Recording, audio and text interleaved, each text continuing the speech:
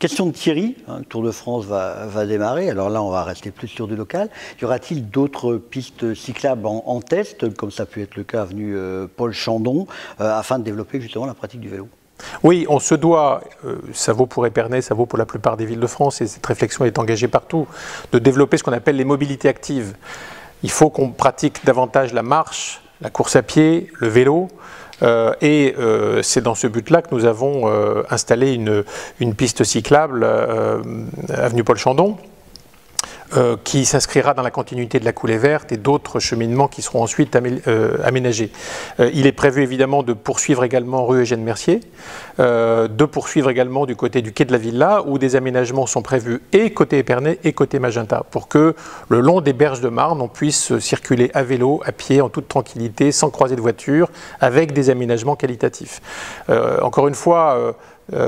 parmi les éléments qui ressortent de cette crise sanitaire qu'on a connue, il y a une nécessité de ramener de la nature en ville, de changer peut-être certains comportements, de stopper le tout automobile pour revenir sur des modes de déplacement plus propres, plus actifs pour la santé des uns et des autres. Et il suffit de voir le succès que rencontre aujourd'hui le vélo dans le monde entier, et probablement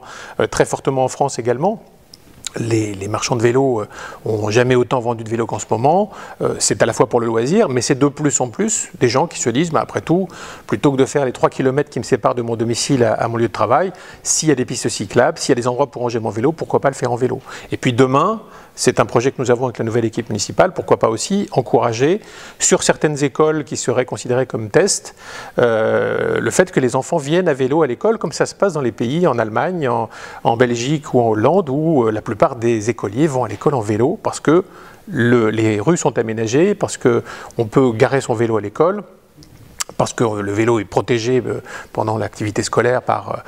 des locaux fermés, et ça devient aussi, ça fait partie aussi de la vie et la manière dont on profite de la vie. Donc je pense qu'il faut qu'Épernay se mette aussi à cette page.